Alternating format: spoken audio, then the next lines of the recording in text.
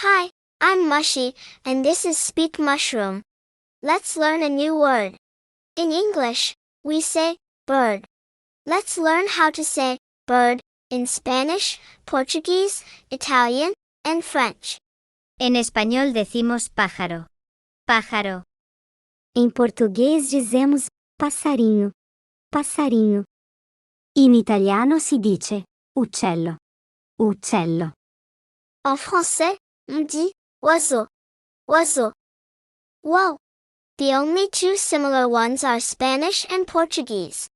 Even though the diminutive is more common in Portuguese, because Brazilians say little bird or birdie all the time, the regular word they use looks very similar to Spanish. Pássaro, pássaro. Pájaro. Pájaro. Now you know how to say bird in all these languages. Speak Mushroom. Learn new words the easy way by connecting them to other languages.